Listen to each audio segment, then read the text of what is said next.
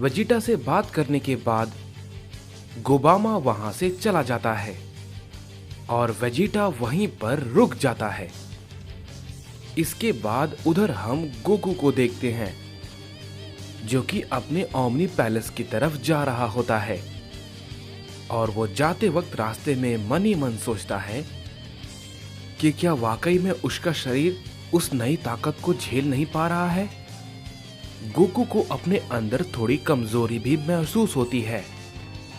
इस पे वो कहता है, लगता है इस कमजोरी की वजह यही है कि मैंने शायद उस ताकत को इतनी जल्दी यूज कर लिया।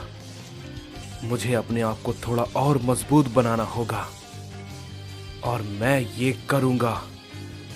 मैं अपने लोगों को किसी भी कीमत पे चोट पहुंचाने नहीं दूंगा। इसके बाद हम देखते हैं कि हमें गोबामा को दिखाया जाता है जो कि वेजिटा से मिलने के बाद वहां से निकल जाता है और वो भी मन ही मन कह रहा होता है, मैं जानता हूं हमारा जीतना शायद नामुमकिन है, लेकिन ये भी हो सकता है कि हम सब अगर साथ में मिल जाएं तो शायद हम कुछ कर पाएं। तभी हम देखते हैं कि गोबामा को यामोशी मिल जाता है और उसके साथ क्योगा भी होता है। यामोशी गोबामा को देख के कहता है, क्या गोबामा तुम यहां पर? इस पे गोबामा कहता है, मुझे कुछ जरूरी काम था, लेकिन वो मेरा मामला है, उससे ना ही तो तुम्हारा कोई लेना देना है और ना ही तुम्हारा कोई वास्ता है। ये कहने के बाद हम देखते हैं कि गोबामा वहां से जाने लगता है, लेकिन तभी यामोशी उसके रास्ते में आ जाता है और कहता है, तुम ऐसे कहीं नहीं जा सकते, समझे? पहले मुझे ये बताओ कि तुम यहां पर क्या कर रहे हो। इस पे गोबामा कहता है, मैंने कहा ना, इससे तुम्हारा कोई भी वास्ता नहीं है, समझे? मेरे रास्ते से हट जाओ। इस पे क्योगा कहता है, कहीं तुम भी उन सभी के साथ मिले हुए तो नहीं हो? मुझे तो तुम्हें देखकर ऐसा ही लगता है और ना ही मुझे तुम पर भरोसा है। इस पे गोबामा कहता है, ये बस और बस तुम्हारे मन का वहम है, समझे? मुझे अब किसी के साथ मिलने की जरूरत नहीं है। तुम्हें क्या लगता है उन दोनों को सच में किसी की जरूरत होगी? बिल्कुल भी नहीं। अगर तुम ऐसा सोचते हो तो तुमसे बड़ा बेवकूफ कोई भी नहीं है। उन्हें किसी की भी जरूरत नहीं है। वो दोनों तो दूर की बात है, उनमें से एक अकेला ही सबके लिए काफी है, समझे? तुम सबको उसके बारे में सोचना चाहिए। इस पे यामोशी कहता है, मैं अच्छे से इस बारे में जानता हूं, लेकिन मैं ये भी जानता हूं कि हम सब मिलकर कोई ना कोई रास्ता निकाल ही लेंगे और बिना लड़े हम सब कुछ भी नहीं गंवाने वाले हैं, समझे गोबामा? इस पे गोबामा कहता है, मैं तुम्हारी बातों को अच्छे से समझ गया। ये सब कुछ अब यहां के वॉरियर्स पर निर्भर करता है। देखते हैं क्या होता है। और क्योंगा, मेरे बारे में तुम्हें सही या गलत सोचने की जरूरत नहीं है, क्योंकि गोबामा भी इस लड़ाई में हिस्सा ले रहा है। जितना हो सके मैं अपनी पूरी ताकत लगाकर लड़ूंगा। मैं नहीं जानता कि गोबामा इस लड़ाई में जिंदा बचेगा या नहीं, लेकिन गोबामा जो कर सकता है वो जरूर करेगा। ये कहने के बाद गोबामा वहां से चला जाता है। इस पे यामोशी कहता है, हमें भी उसका इंतजार रहेगा। ये कहने के बाद हम देखते हैं कि यामोशी और क्योगा भी वहां से निकल जाते हैं और उधर हम गोकू को देखते हैं जो कि ओमनी पैलेस पे पहुंच जाता है और उसे वहां पर गोहान और ब्रोली दिखते हैं।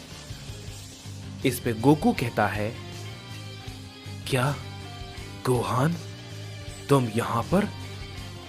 और ब्रोली तुम भी यहां पर हो? गोहान, मैंने तुम्हें चीची और गोटेन के पास भेजा था, तो तुम यहां पर क्या कर रहे हो?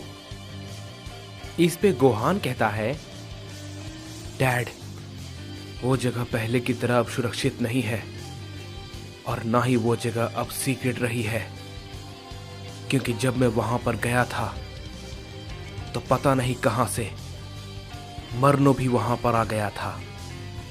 मैंने उसे हराया और वो वहां से भाग गया। मुझे यकीन है वहां पर और भी लोग आ सकते हैं, तो इसलिए मैं मॉम और गोटेन को यहां पर ले आया हूं। इस पे गोकू कहता है, इसका मतलब अब कोई भी जगह रहने लायक नहीं है। इस पे गोहान कहता है, डैड, मैंने सुना है कि वो सैयन। इस पे गोकू कहता है, हाँ गोहान, वो किसी के भी काबू में नहीं है और ना ही हमारे पास ज्यादा वक्त है। हमारे पास काफी कम समय बचा है। मुझे जल्दी ये करना होगा, नहीं तो मैं लगातार और भी ज्यादा कमजोर होता जाऊंगा। जैसे ही ये बात गोकू कहता है, गोहान गोकू की बात को सुनकर बहुत ही ज्यादा हैरान हो जाता है और कहता है, डैड, क्या बात है? आप भला ऐसा क्यों कह रहे हैं? इस पे गोकू कहता है, गोहान, मेरे बार बार किंग नायर की ताकत को यूज करने से मेरी बॉडी बहुत ही कमजोर पड़ चुकी है। मुझे थोड़ा अपने आप को ट्रेन करना होगा। मेरी बात ध्यान से सुनो। मैं ओमनी चेंबर में कुछ वक्त के लिए जा रहा हूं, समझे? गोहान, ब्रोली, तुम्हें तब तक सब कुछ ध्यान रखना है। इस पे गोहान कहता है, लेकिन डैड, आप कब बाहर आएंगे? इस पे गोकू कहता है, चिंता मत करो गोहान, मुझे ज्यादा समय नहीं लगेगा, लेकिन तब तक तुम्हें सब कुछ संभालना होगा। ये कहने के बाद हम देखते हैं कि गोकू उस ओमनी चेंबर के अंदर चला जाता है।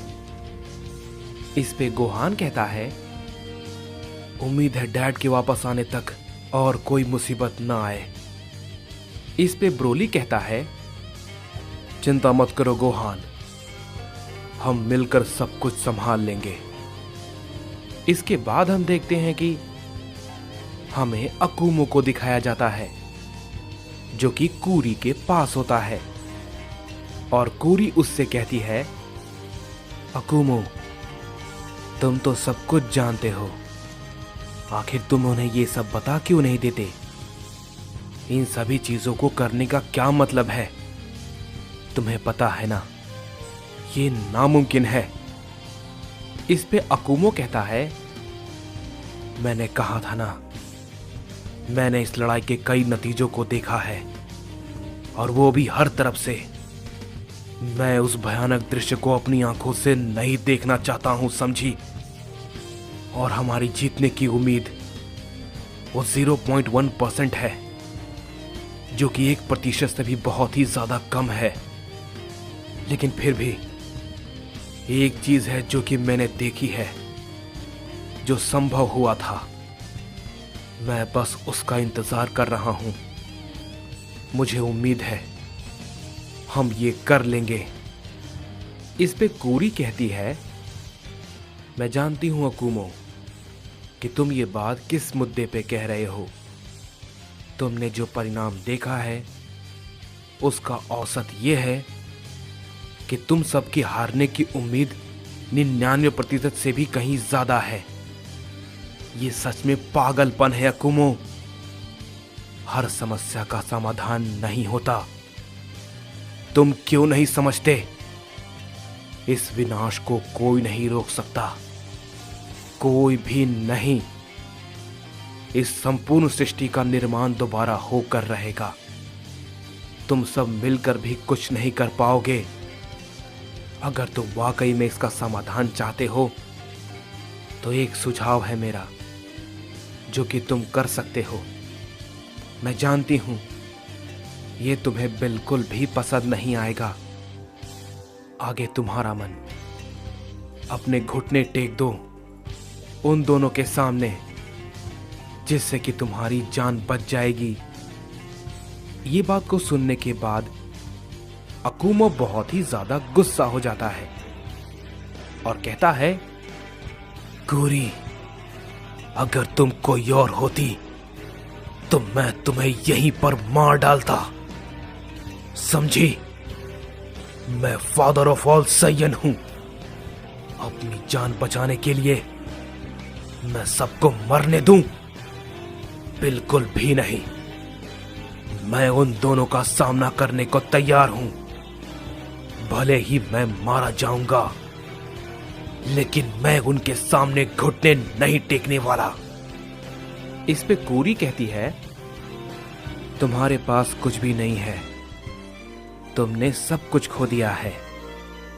इस पे अकुमो कहता है, तुम गलत हो। सारे के सारे बचे हुए साइंस मेरे अपने हैं और मैं अपने साइंस को कुछ नहीं होने दूंगा। मैं भाग्य को बदल कर रहूंगा।